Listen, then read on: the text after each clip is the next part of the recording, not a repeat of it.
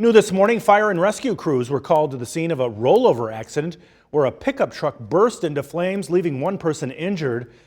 Take a look right here. You can see the truck fully engulfed in flames from that photo right there.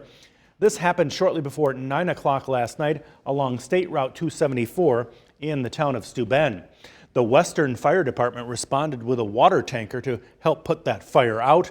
Officials say the occupant was evaluated for injuries. Once the fire was extinguished and the road was cleared, the scene was turned over to law enforcement.